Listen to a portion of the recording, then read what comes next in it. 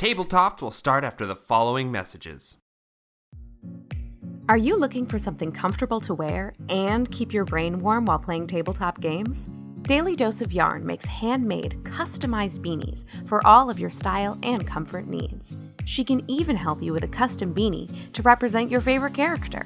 Check out Daily Dose of Yarn on Instagram and Etsy to order your new favorite beanie today.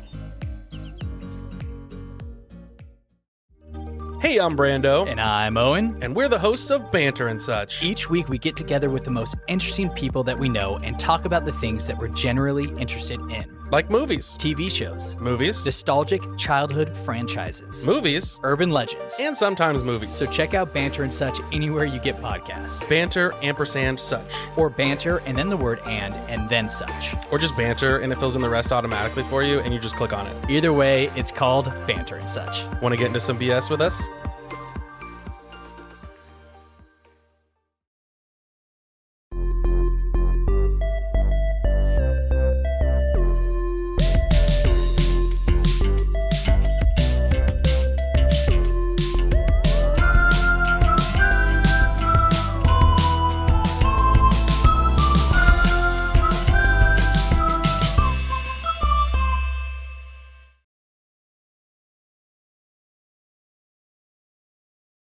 Welcome back to Tabletop, everyone. I am Nick, your host, and today we have our second ever mailbag episode. And guess what? We had to top the first one. We had to get more mail. So now we have 2 questions that we are responding to today. And who am I going to be discussing them with? Who's at the table with me today? It's your neighborhood. It's you. It's you. Shut up. Who are you? It's me, Daniel. It's your local neighborhood mail carrier, Daniel. Okay, great, cool. And you, other Daniel. It's your local mail thief, Franco. All right, and over here on the corner. And just to change things up, I'm here today. My name's Shade. Nice to meet you all. Awesome. Okay, so we are going to be doing 2. The first one's a little bit shorter, so we're going to start with it. Ben, thank you so much for sending in your question. It's a really great one. I think a lot of people are going to appreciate getting some resources on this subject. And it is, hey all, do you have any resources for how to find games to join, whether online or in person? Yes. Yeah, okay. Yeah, I think we all. I think we all have of. something. Yeah, I have so many ideas. Yeah, let's start. Let's jump in. Do a spitball. I'm gonna say right out the gate. We've got a Discord, and it's where people are joining on, and as people are around joining on, and there does happen to be a channel there for finding a group. Yeah, and in fact, a lot of Discords have that. And if you have like a favorite actual play, things like that, and you like that style and want to find other people who are into that style of play, find out whether or not they have a Discord as well, and they will most definitely have a looking for group. In fact, one of the people who we are kind of advertising this week, Rainbow Dice Club, who just started their actual play this month or in January. Yeah, in January. Well, they have a fabulous Discord, very, very active, and it has a really great looking for group section where there are almost constantly like 5 games happening at once. So that's another really great resource. But in general, Discords are a really great resource to find games to jump in on. What other ones do we have, Daniel? I would suggest if you're looking to play with people in real life, local libraries could you could post there. Yeah. Other people may have posted there ahead of you. Community boards also, and then your local game stores will usually run a game. Yeah. Or they know people who know people. Or who those might even have their own Discords, like the Castle in Beverly, Massachusetts. That's true. Has a Discord, and there is a looking for channel on there. Yeah. Nice. I will say kind of just +1 to libraries. You don't always expect it, but most libraries actually have like games that they run for, like usually it's kids and things like that, but there is a community aspect of like libraries are a great resource to find an active game or libraries are a great resource. Can I just say I love libraries. They're the best. And librarians, they're great. They're great. All right, Shade, what about you? What we got? Actually, wait, no, you already talked. Franco, what about you? Hard pass. Hard Oh, pass. okay. All right.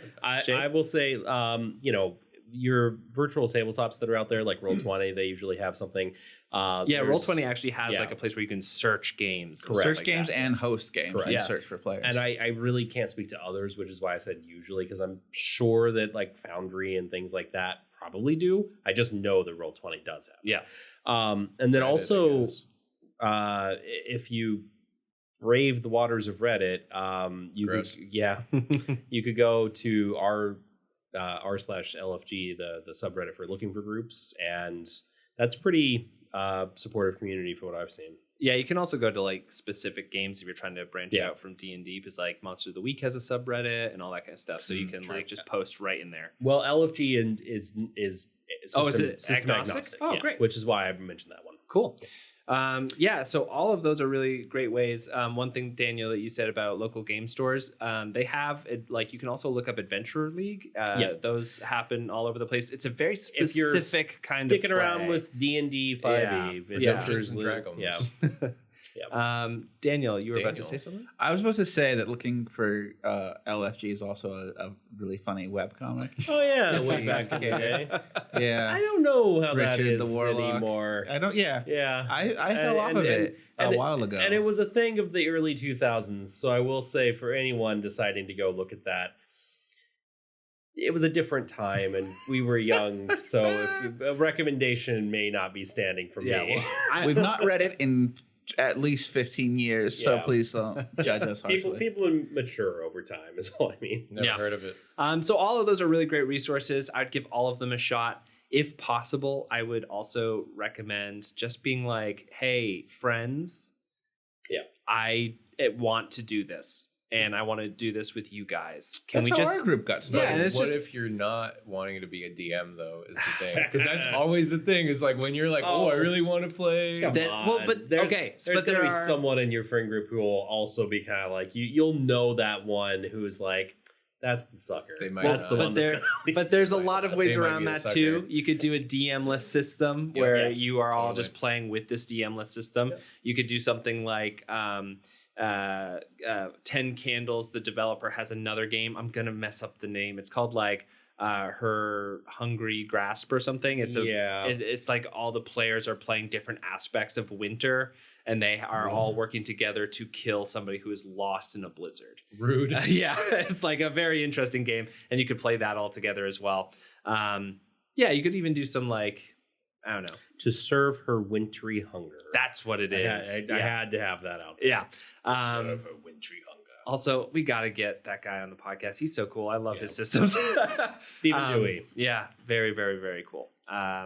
Yeah, so that's what I would recommend trying first, is just going to friends and being like, guys, please, for me. Please let me play D&D. Yeah. Oh, if you have a birthday coming up, that's a great time to guilt your Oh, friend into doing your something friends, that you want to do. Yeah. Yep. And just choose an easy one. Take, we all love Powered by the Apocalypse here. Everyone can learn one of those very quickly. Yeah. I would suggest Monster of the Week is one of the most rules light systems I've ever seen. Still got to make that mystery though. Yeah, that's true.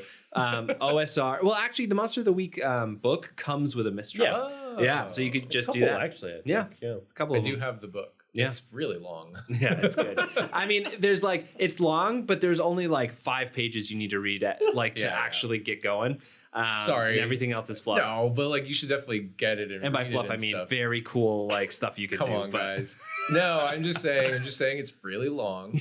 But but that doesn't mean it's a bad thing. If you put all the D&D like basic core rule sets together, Yeah. that's a shit ton of Oh, pages much of longer. just rules. Yeah. yeah. And like Monster of the Week actually gives you things that you could like use. Yeah. So Ben, I hope that answers your question, and I hope that you find a group to join soon. And like Shade said, if you're looking for a Discord to join ours. It's on our website, tabletopod.com. The more of you that join, the more of you that can play the games with each other. Franco's like holding a gun right now, like join the freaking Discord. Just join the Discord. I'm already on it. Stop pointing it at me. All right, we have another one. This one is a little bit, probably going to take a little bit longer to answer because it's pretty complicated. So this comes from Lorelei, and the subject of this mail is DM burnout and how to combat it. This is a pretty hefty topic. So this is a fairly long write-in, so I'm going to go through it and maybe paraphrase a couple spots. So Lorelei says, I would really love to hear your advice and opinions on combating DM burnout. I don't know how many games I've played that have ended prematurely because the GM didn't feel like they could handle the process of running it anymore. And as a GM, she has experienced it too. The pressure to please your players becomes too much, and you get writer's block, or the story or world starts to grow into something bigger that you can manage. Obviously, stresses outside of the game, like work or personal problems, can make this worse.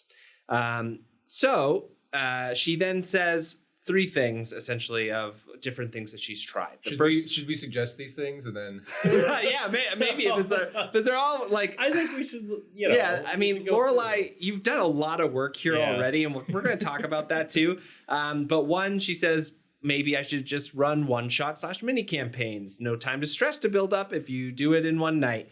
But oh no. Yeah. Oh no. Obvious downside is that there's a lot of stuff in TTRPGs that you never get to experience if you only play one-shots, and that's very, very true. Yeah. The second that she suggests is play pre-written modules to avoid the pressure to write / prep.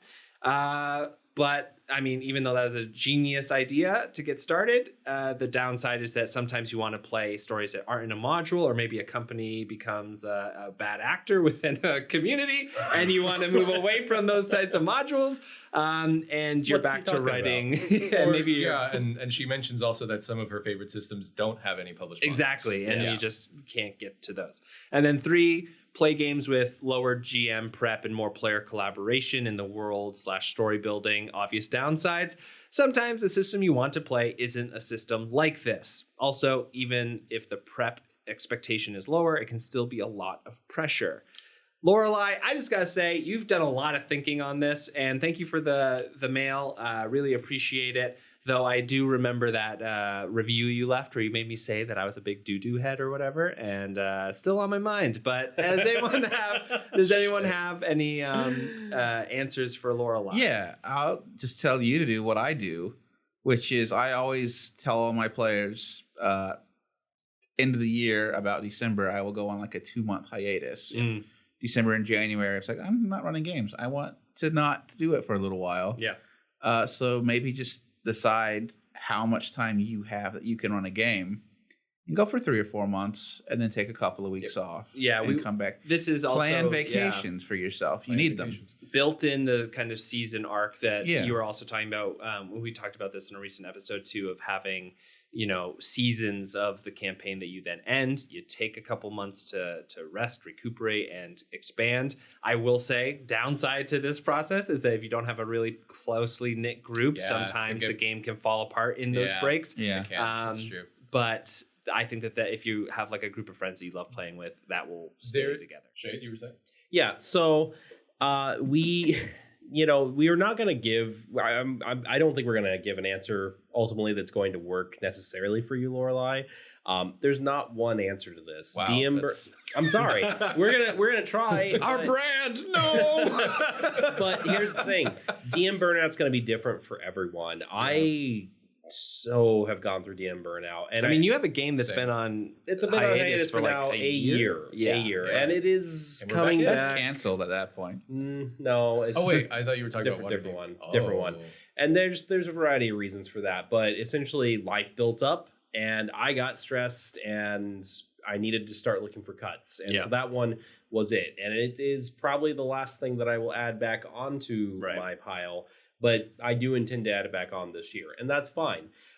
Taking breaks are great, but they can fall apart, and maybe that game is dead. Who knows? They've all expressed at multiple times they still want to go back to it. Rip in peace. So, I mean, they can say that. Yeah. No, I mean, they bring it up. So they're like, when are you bringing it back? Yeah. Oh, that's stressful. I remember what I was going to say. So, what were you going to say, Franco? No, go ahead. I was just going to say, hold it tight, Franco. I wrote it down. The thing that I will point out though is my advice would be to pass the baton, because that's not exactly taking a break. I think that some of the most fun I've had in games has been when we are still in the same setting, still in the same world, but hey, I don't want to DM for a bit. Can someone else pick up for the group and maybe I'll be a player for a little while? That's been a lot of fun. I really enjoy that. And or I you think could that even that's do like something- an elsewhere sort of thing where Yeah. it's like a one shot built in within a break. So it's like Hot Springs episode. yeah, Hot Springs episode. Yeah. I did this Again, with- anime has the answer. like in Powered by the Apocalypse, I just would fully do a full session of just like what kind of scenes do you guys want to do? And Yeah. then I would just run those scenes. It was largely improvisational, and then it would still work, but it was a break, you know? shopping episodes too. Yeah. I am actually probably the person at the table that will often just go, oh God, I don't want to be in this episode. But yeah. I can't tell you how. So my Salem group, they will not shop. They like refuse to shop. They're like, I love no, it. no shopping. I Yeah. will not meet your colorful NPCs. Like, great, I don't have to make them. I mean, I don't write them. Obviously, I improvise them on the spot, Yeah. which is what everyone should So do. they'll never meet with Ramson shopkeeper. Kid Wizard? No, Ramson Kid Wizard is a quest giver. He's love not a it. shopkeeper. Love it, love it. The thing I was gonna say Yeah. was, this is really stupid. Just this is like just bi-weekly cadence. Yeah. oh yeah, I mean, it's No, very that's simple. a good point. Even monthly. Sorry, it's you know? Yeah. it's just a simple thing. Like obviously you've tried this kind of thing, but it's like it's worth saying for people who might not Yeah. But- might not think of the cadence being also very important. and like you said, monthly. You can even do. I mean, bi-monthly might seem a little risky, but hey, what you get is what you get. And if you need that extra Bi-monthly time, could be dope if you're doing like an 8-hour session. Exactly. Well, that's what I was gonna and say, then yeah. time passes in real time. Yeah. Ooh, yeah. Oh, that's a lot of fun. Yeah. I mean, like you could. I literally know people who have had games going on for years and years and years, and it's like really part of their friend group. We are and, those people. Yeah, right. but they have all sort We of have nothing else in common. but they like had all separated after college to different parts of the country, and then once a year or twice a year Yes. they all fly in together, and they will essentially do like a cabin weekend like we do once in a while, where they just play the game. And like that is fine, like that, and you can get a lot of work done. 2 days, 8-hour sessions, whatever. Everyone, for it's an sure. event, it's fun, you have a long time to prep. But this is kind of the one shot thing Yeah. that she was talking I mean, about. it though. is. Yeah. You can Yeah. still have it be part of a greater campaign, but you're only going That's to be what I was gonna say. jumping Oh, okay. in every Yeah. so 'Cause often. A Yeah. one shot doesn't have to be wholly self-contained. It can be part of a larger narrative. Yeah. And that is something I definitely would recommend. Delaying the time between when the narrative is told. One thing to sort of also address a game that's happening like bi-weekly or whatever is to take some of the responsibility off yourself. You're prepping a campaign. That is a lot of work. Make someone else the scheduler, make someone else the recapper, make someone else, in charge of snacks or whatever. Take some of the jobs that maybe you will take onto yourself of saying like, I have to run this game, I have to make it a good experience, and give it to the players because it is collaborative so that And then they can do it. Automate other stuff too, like building dungeons or Yeah. coming up with NPC names and stuff like that. There's a Donjon bin.se. Fuck, I forget. I don't know. DONJON. If you Yeah. just look for that and just that website has a ton of generators and stuff. It's very good to just slap something together really Yeah. quick. It'll even give you like a treasure hoard and stuff. There's like a ton of generative things that you can get. Yeah. Also, from this, I would also say a way to combat DM burnout is that when you want to start running a campaign, or even if you're in the middle of a campaign, set the scope of it. So Yeah. say like, this isn't going to be a You don't full- have to save the world every time. You don't have to save the world every time, and you don't have to travel the world every time. You should probably try to destroy the world in one place at least once. But it's just sort of like, you don't have to build everything and make these huge stories. And like one of the things you said, Lorelai, is that sometimes these worlds start growing bigger. If you set It grew in the telling. it grew in the telling. If you have a scope set in the beginning, you can grow it within that scope. And then when you hit the boundaries, it's over. It's done. And you have a completed campaign. It's done. Woo, you did it. You're like one of 5% of DMs who can complete a campaign. Yeah, and then as soon as like they climb over the mountain and they're like, oh, and they climb beyond your hex map and they look out beyond and it's like, well, what do I see? And it's like, rendering. It's still rendering. Or you just And look it's at them and you say, possibility. And then you end the campaign. Yeah, It's and then done. you just that's the thing. It's like artsy. yeah, because if you like if they start pushing beyond the thing or like start doing things that you don't want them to do, and it's like, great, that's not the adventure we're playing. Yeah. Your character leaves the campaign and roll up anyone. Yeah. Yeah, as a Don't do that. DM, That's you me. can set up boundaries and walls. But okay, you guys are going a little bit farther out than what I prepared for. Are you all ready for like the degree of this to go down? Yeah. And then, Are you all ready for the decline of quality? are you all ready for a decline of quality if you keep pushing at my borders? And I mean, but also, I mean, don't confront them Yeah. like that, but I mean, I Sorry, I'm very confrontational. well, but this is the thing is that like no, you're not. but I've said this when it comes to talking about letting players do whatever they want, is that sometimes I will look at them and say, you can do that, but if you roll badly, it's going to be very bad for you. And in the same, and in I this, will ruin your life. I will destroy you. But it can also be like, you guys can do that, but that means that I have to end the campaign for tonight because I don't have anything prepared out there. Yeah. Or end the session for tonight. Yeah, and it's totally fine to do that. Yeah. Again, ending a session early is never a bad thing. No. People, Or even just taking a 30-minute break. Like, oh, Yeah. we've gone outside of what I'm ready absolutely. for. Yeah. Go Yeah. get snacks, drink some water. I'm going to take some prep time. Actually, bio breaks are great no matter what. Yeah. Yeah. Just put them in every hour. Yeah, that's just a general tip is like people can focus for an hour and a half and then they drift away. So you just give them a time to go stand up, All right, stretch. fine. I'll pool. start putting those in. God. But I will say it is more tricky, I think, for the extended break when you're on an online format. Yeah, Totally. that's so tough. It's that then becomes like one corralling people back together.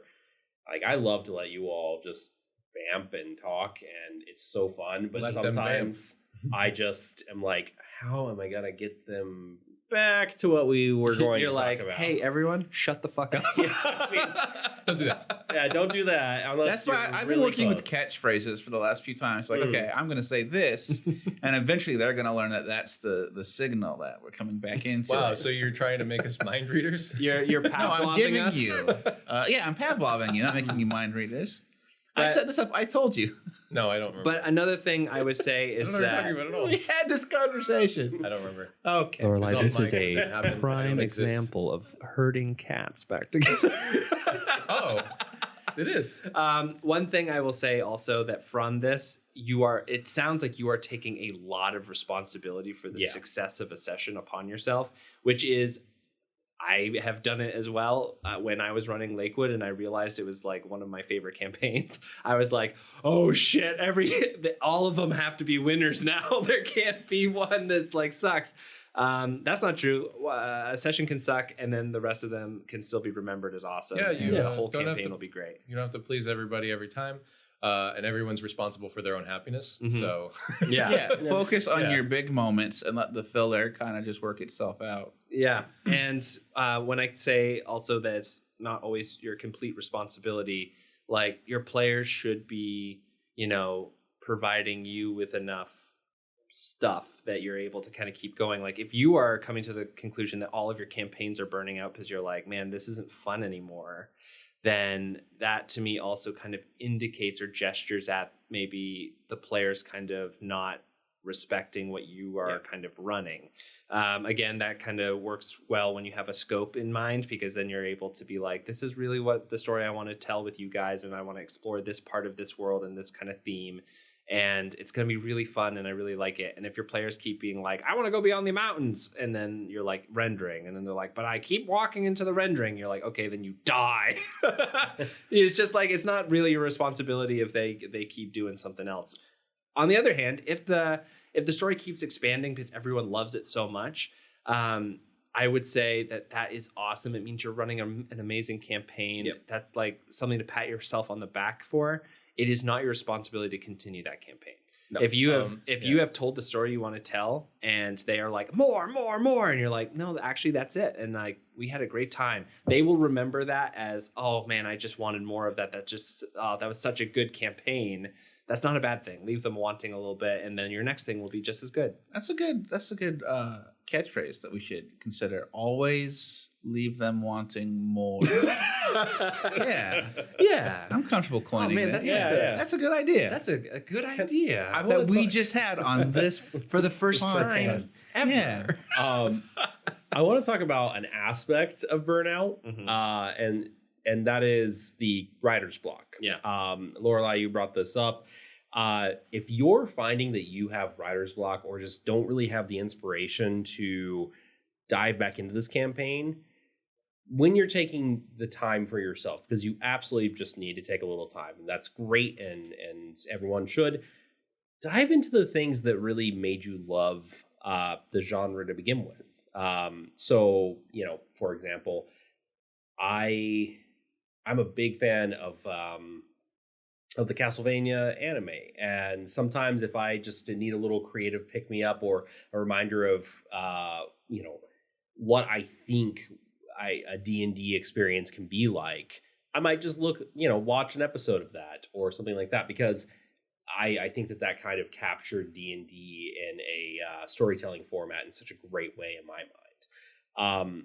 Or maybe you're a big fan of the Lord of the Rings and you really want to dive into those movies and read the books and He was going to say something really and bore yourself disparaging. with all the walking stuff. Yeah, I get it just for you. There it is. and on that point, also like pick up a fantasy novel, read it, Yeah. or pick up a whatever, find something new within stuff. the genre Yeah, that whatever you're the genre in, is. and just start reading it, because like I read 3 books in the last 2 weeks and I have so many ideas. Yeah. Nice. I went to the idea store and I just went to that bargain bin and I was just like, pre-used. Oh, Woo! yeah. I read a series of books in my youth that always kind of come back to me when I'm looking for ideas. Mhm. I would definitely say it's called the Enchanted Forest Quartet. Yeah.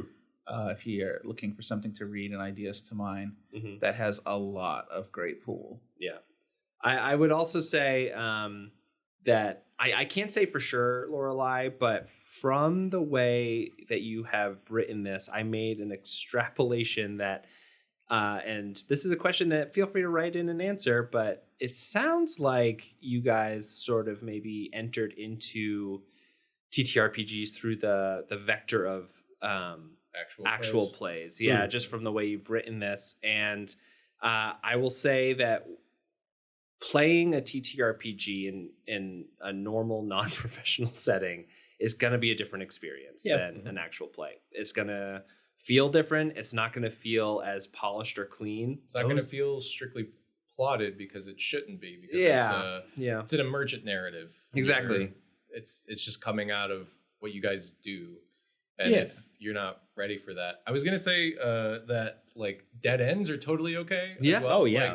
If you really don't have an idea and like they're kind of pushing at different like angles and stuff, it's like, well, what if I go off of this, go with this person and try to like, I don't know, do something here, or like, is there anything down here? And it's like, no, there's not anything down there. Yeah. Like, sorry, you've reached a dead end. Yeah, and Like, it also, happens. if they're pushing for something, it probably means that they're saying like they're basically saying, I think this is important, and you just have to kind of keep your ear listening for the why. Yeah. And then there you go. You just write that. Yeah. and like things and they're gonna also- feel good about it because they're like, I fucking called it.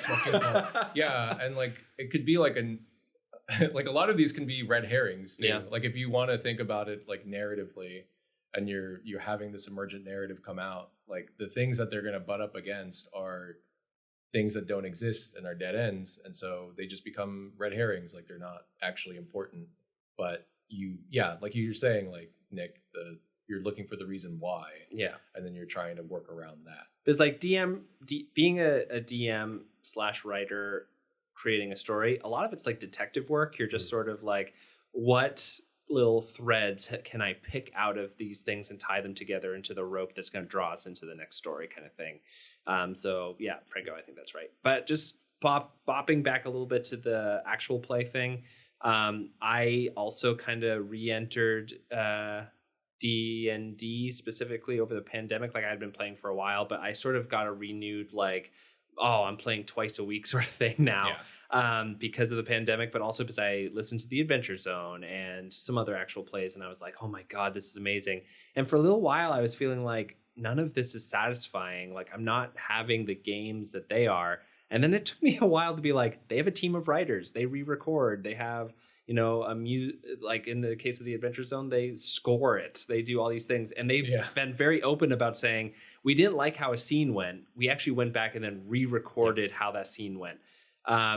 So it's not real. Those aren't real those games. people have meetings about the games they want to play. So and like they're crafting that story as they go along and not like, I don't want to say bumbling through it. Yeah. But like the way that you play at the table is just like you're just looking for things that are interesting, not for things that are cinematic or whatever. Not saying that you can't have cinematic moments, but sure, like you said, it's not plotted. Well, yeah, I'm gonna put it out there. This is maybe a way to combat DM burnout. Maybe you should be having meetings about the sessions with especially if that's what the feeling you're trying like, to get out of it. It sounds like it's gonna make it like work, though. It's gonna that's gonna give a different kind of burnout. I guarantee it. It's gonna give you a different kind of burnout. Like that is gonna make it feel like work. Yeah, I will also say that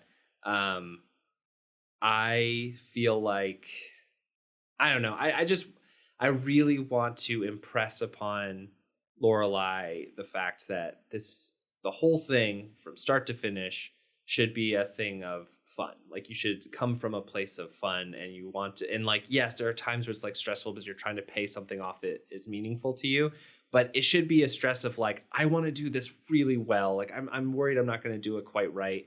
And not, oh my God, I have to figure out how to keep. I have to game make them going. happy. Yeah, I have to make them happy. That's not it. So I never run games to make people happy. I always run them for what I want to see. Yeah, fair enough. Shit, what was I gonna say? It's happened again. Oh no, Daniel.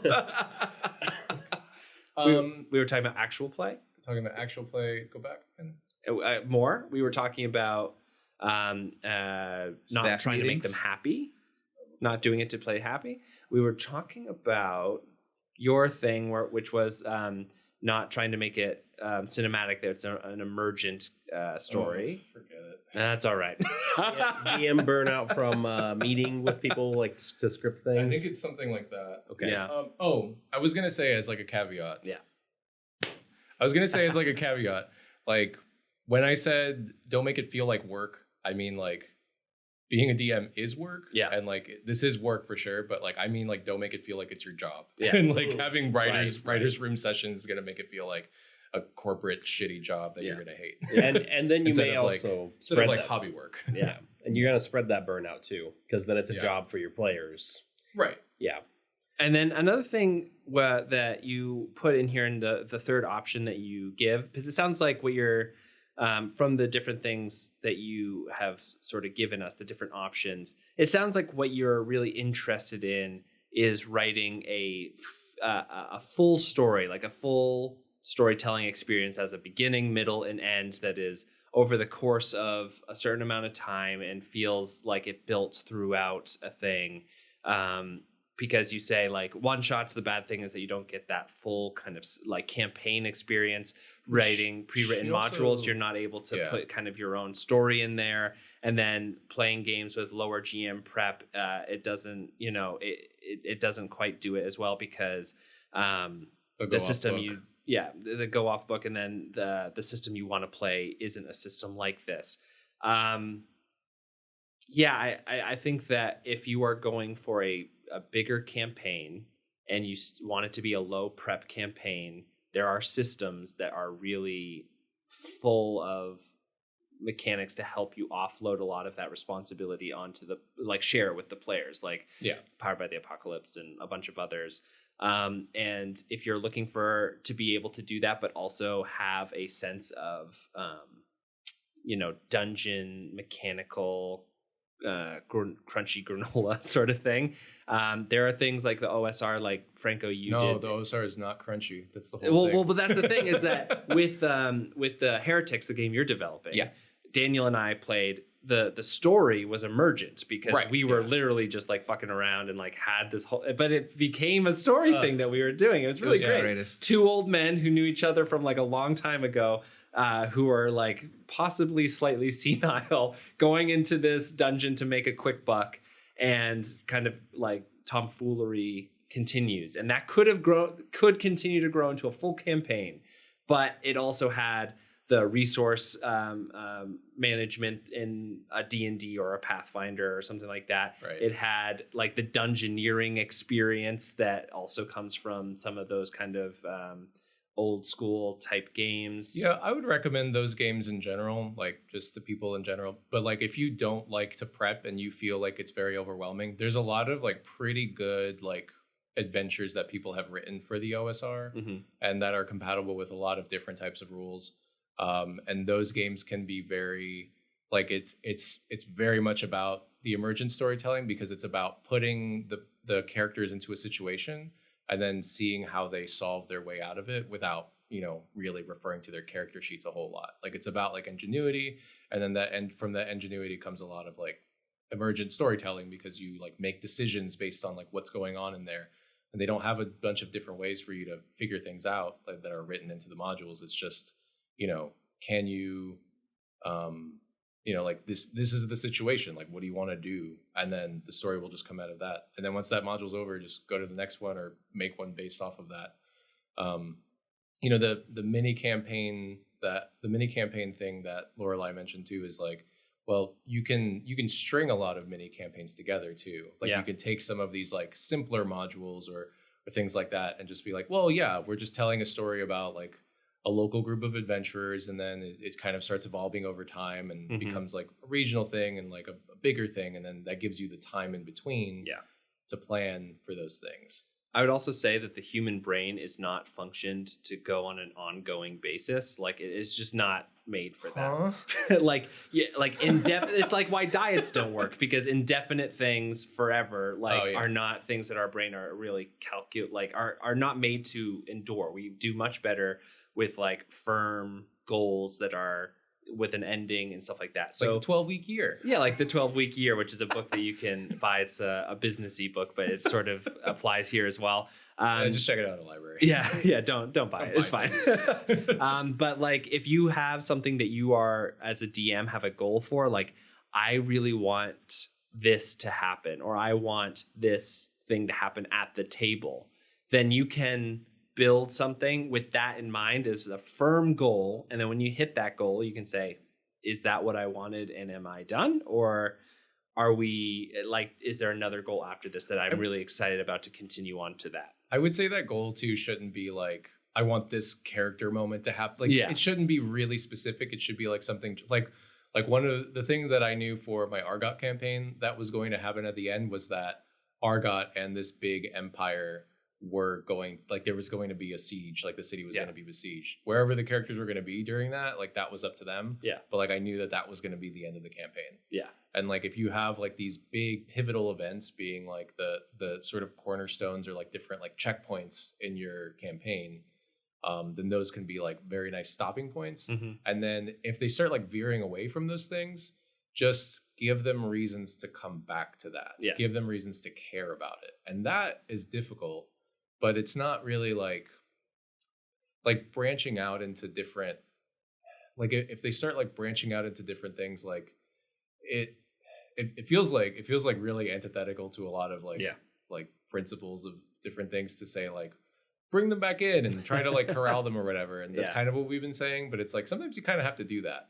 Or, you know, if they start playing a game that, you know, you just don't, I don't know, like it's hard to say like be controlling, but also don't be controlling. Yeah. Like foster narrative, like emergent narrative, but also keep them within the narrative that you want to do. Like it is hard. Like it's a hard balance. But... And you can just reward the type of play that like helps you stay in along the track and make it feel really good for the players to do the things that you think is like going to foster the story that you want to tell.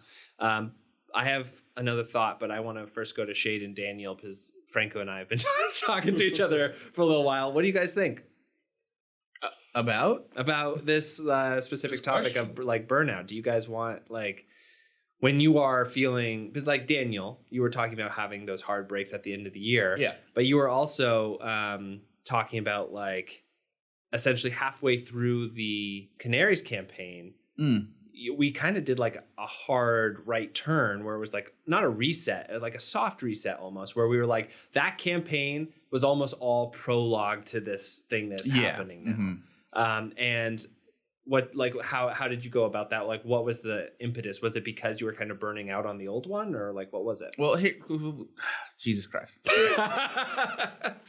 So season 1 Canaries started out with sort of like an experiment of rotating DMs. So it was a world that I built, Coronor, the guild hall, the Gilded Canaries. And it was like, I'll run an adventure, then I'll let one of the other like people want to try DMing run an adventure. And then it kind of goes around, and we'll all do like these little jobs for the guild. Each DM does a job, and it comes back around. I quickly hated that. That is just a personal choice, a personality conflict of letting something that I created go into different hands and it being like shaped. And then me just not liking that and needing more control over my stuff. Yeah. These are my toys. It's like, I shared, you played with it wrong, give it back. Yeah. Which is like, maybe you have more, as Shade will say, not preciousness with your stuff, but I'm very precious with my preciouses. So you introduced the OGL 1.1 for your game. What? No. Don't put me in that corner. So we kind of did. I'm sorry, Daniel. Gross. So we were doing that, and then I took it back, and I'm just gonna run this game. Yeah. And it still was like this job, that job. We go to different towns, we do different things. Like, how long can this go on? So I was like, okay, I guess I was getting tired of trying to think up these like small things. Which like, is what it sounds like Lorelai also kind of Lorelai's also doing. So we were about into. level 12, I think we were. I was like, let's just take a break. I'm gonna like go on a little hiatus. And I think this was like another longer one. So we started a different campaign. And I just wrote what I wanted, which was a much bigger threat to the. I mean, that's a great way to do it too. Yeah. If you're like, because the thing about campaigns is that they can last long enough that you become a completely different person and storyteller and stuff like that. So sometimes sometimes you just need to take a break, let something end, and then rewrite what you want to, the next story that you want to tell. And I think with like DMing and TTRPGs in general, you get stuck going, well, I have to run this every week. I need to keep doing. It's like the comic book thing, No, and this is what I'm going to say. This is why British television is better than U.S. television. You get a series that you're proud of, and then let it sit until you have something else that you're ready to run. Yeah. You don't have to just keep going to fill in the space. Yeah. But something else will come along and take that time, and then you can swing back in when you're ready. Mm-hmm. Don't force yourself to keep doing it. Yeah. What about you, Shade? Well, I mean, I think we've really kind of hit all the points that we really could. Mm-hmm. But What about the module one? The module one, and as far as what you were talking about, running running it. it. Oh, I see. Not streaming them together. Yeah, I mean, I think running a module is a fantastic way to kind of alleviate yourself from some DM burnout. But it also takes away a lot of the prep work because a lot of it is already pre-built. So you got to read it all. Yeah. I was gonna say you're still liable to potentially get burnout even from running a module. When I was running Barovia, it wasn't less work; it was different work. Yeah, that's a Curse of Strahd campaign that Daniel ran. But you just need to kind of find the balance. You need to identify what it is that's causing you the fatigue. Really kind of sit down, evaluate it, Meditate on it. Yeah, I with the game that I have in extended hiatus, I can say confidently part of what was for me was external life issues that really just demanded my time and attention, and then also the feeling that I had kind of allowed it to blossom into something that was a little unwieldy. And so I needed to take the time to sit down and reevaluate, well, what do I really, if this is unwieldy and I allowed it to get here, what is it that I really want?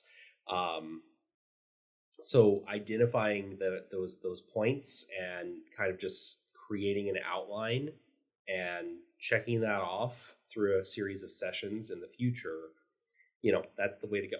You know what's a really great trick about when you write yourself into a corner is that when you release the recap, you just put in all of the things that you needed to be there. Like because sometimes when I write something, I'm like, oh man, I didn't set that up as well as I wanted to. And now that I have some time to think about it, I've done editing in the recap. Yeah, you can edit. too. You can edit a recap so that people are like, "Oh my god, yeah, I remember that," and you're like, "Oh, interesting." Well, I will just identify that I changed it. Not straight up lie to them. I'm very open about like what I'm like. Oh, by the way, you also learned this thing, but I forgot to mention it.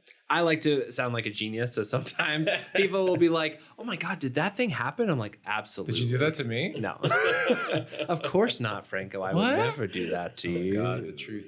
To be fair, I did most of the recaps for a good while on that game. Yeah. No, I'm actually thinking like in Candle Cove, there was, which is something I'm running right now. There's like a whole string where there was a time where I was developing it as I was running it for you guys, and then you had a first session after I had done something in here. The first U was to Daniel, the second U was to Shade. Yeah, sorry, I'm doing this. Wow. So Yeah. there was a time where there was good point. there was a session to in Shade's Candle Cove that came after I had made some edits because of something that happened in Daniel's Candle Cove game that I was like, that I don't think I didn't set that up at all because it didn't exist. And so when we went into that thing and I was giving a recap, I just kind of slipped a few things in there. Yeah. That was I remember talking about that after the session because I asked specifically, was this the thing that that Daniel ran up against? Yeah.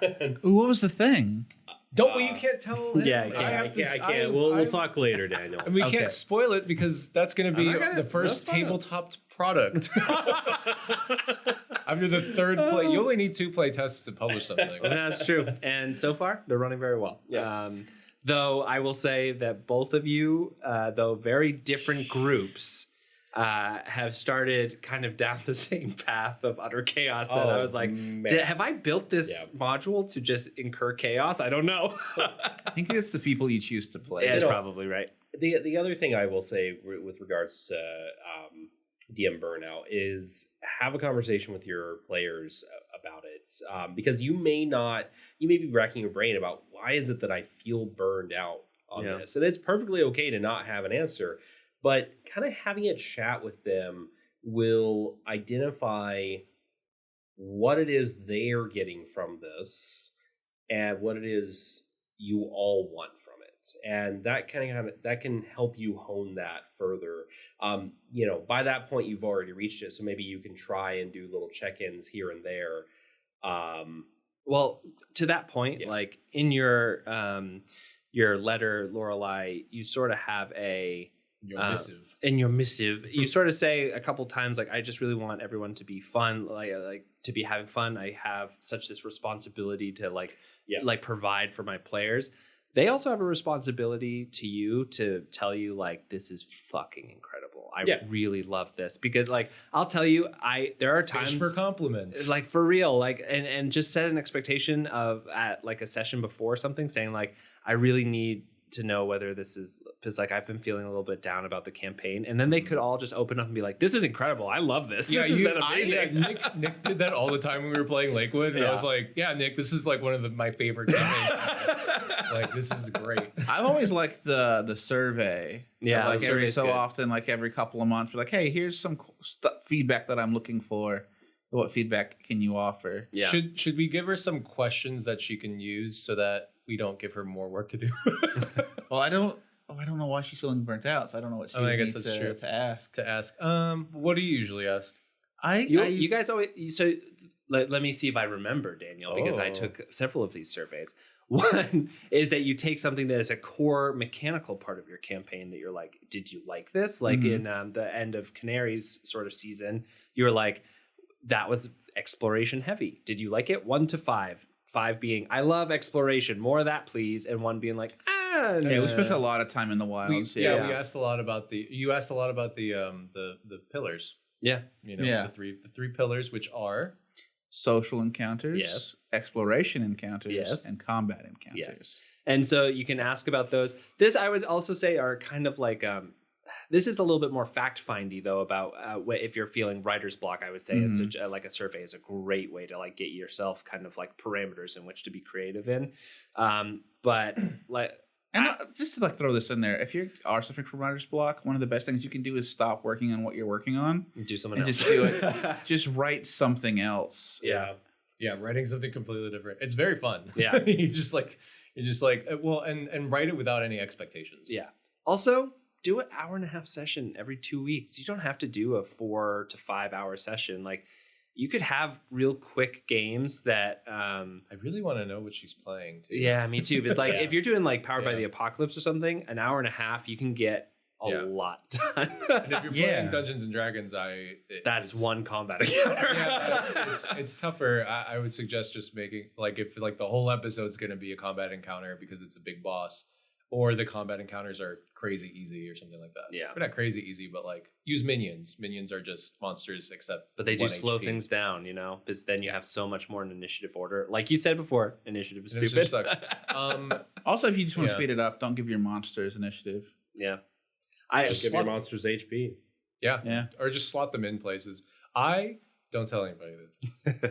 I use It'll just be you, me, Shade, Daniel, and everyone who listens to this. Our few close friends. Oh shit, Steven listens to this. He does. Well, I don't know if Steven does regularly. Hey, Steven, don't listen to the next 30 seconds skip of the this next 30 podcast. seconds, please. Mr. Chuka. Yeah, he'll do that. I use tally marks. Oh. Yeah. 5H. I round up, round down based on how much damage the monster takes. Yep. Okay. Yeah. I usually, if I need something to last a little longer, I use the I think it's from like White Wolf, the 10 hit rule. Yeah. It's like they have to get hit at least 10 times before I even start Consider. counting anything. Well, also like you can like the tally mark thing. Fucking hell. Oh, Steven, it's okay to come back now. Yeah, Steven, you're Steven, fine come to back. come back. now. One thing that I really love to do is take my monsters, make them, sometimes I tally mark, sometimes I do the 10 hit rule, all great suggestions. Another way is to give your players an objective within the combat that the monster does not go down until the objective is completed. Or even like the objective isn't to kill the monster, it's to get around it. Yeah. It's just a big trap. Yeah. So I guess another way of combating your writer's block is think of doing the same things in a different way. Yeah. Also, we have a Discord. Lots of places have a Discord. Find some other GMs and just like shoot the shit and talk with them. Sure. It's this is why we do tabletop therapy. Yeah, GM therapy to be like, oh, my players, I don't know what I'm doing, and then you can sit around and talk with people who kind of understand what you're going through. I legitimately, if you're in our Discord, Lorelei, and you put something forward, Shade will not only answer, will talk he will send an essay. Yeah, you'll talk a lot, so just be careful with that. Yeah, I've often had just like skipped portions of a Discord conversation when Shade's talking. Like, I'll just get the end. I'll catch back up. It's fine. We're just razzing you. Jade. No, I mean he's not. He's serious. He's serious. I know that. It's Daniel doesn't read anything, but then he'll send you something that is equally as wrong. Oh, here we go. Here we go. Things are getting salty. GM therapy. Let's go. I remember what I was going to say, and it's completely not important. Okay. What is it? It's the reason that the tally mark thing makes sense is because monsters in D&D have variable hit points. Yeah. It's just the average that it's showing you for the HP. You just roll their hit dice. Yeah. Nice. So Lorelei, that is sort of the tips and tricks we can give you. I really encourage you, join our Discord. We are all there. We would love to just chat with you. Maybe we could help talk you through some specifics if you wanted to. And that invitation is open to everyone. You can go to tabletopod.com and hit the little Discord button in the upper right-hand corner, and it will send you. Sorry, I had to check on my hands which one was right and left. He wrote down in Sharpie right and left on both No, of did them. you know? So there's the But thing. he crossed one left. There's the L. Your pointer finger and He's thumb holding his make an hands L. up for those. And the other one does not make a right L. So that's No, that makes the L. No, Okay. this is L. Yeah, No, that's but that's not that's L. the backwards L. Well, That's a to, backwards to L. you, but to me, it is the Yeah, correct this L. is- So that's your left. That looks like do you do L. that every time? You- Well, that's why. Don't look at me like I know. Well, that's why you guys saw me like peek down, was because I was throwing up the L's. Anyway, Lorelai, Oh, man. I just have to say, it sounds like you really care, and that is the best thing a DM can do. I would love to see what kind of game you're running. I would love to be in a game with somebody who cares so much, which leads me to think that you are doing all the right things. Just take care of yourself. Yeah. Any final thoughts, anyone? No. I do read. Shane? I don't think he does. Hey, I'm gonna be real with you guys. I don't often read things that Yeah, are longer than no. a paragraph.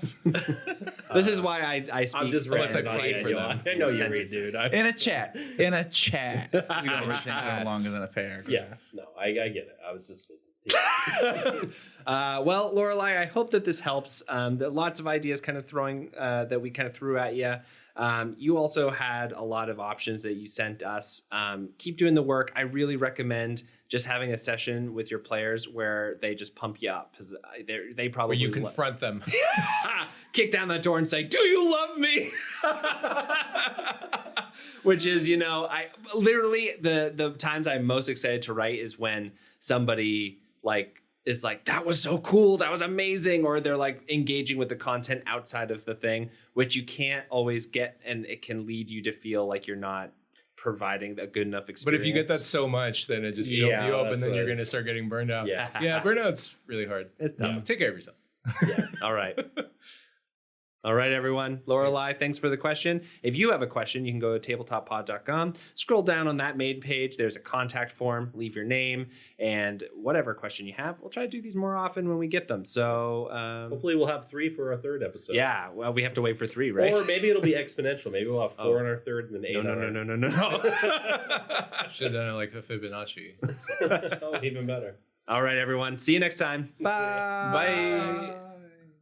Well, there you have it, everyone. Our second mailbag episode, bigger and better than the first. If you want to contribute a question to a mailbag episode, feel free to go to our website at tabletoppod.com, head down to the contact form, and write your wonderful, beautiful question right in there and send it to us. We will read it, and if it's good or that we have a lot to say on it, we will put it in a mailbag episode. So please do that. We would love to hear from you. Also, if you want to support the podcast, you can head to our website and go up into the right-hand corner. There's a lot of options there. One being a Patreon, where you can support the show financially and also have a little bit of a say on what topics we discuss. There's also a Discord if you want to join our wonderful little community. And if you want, you can go into your podcast player, preferably Apple Podcasts, and you can leave a review. I will read out any review that you write, no matter what it says. You can hear some of them in the past. We love our audience. We will do that for you. Now, everyone, please have a wonderful week, and we'll see you next time for another episode of Tabletopped.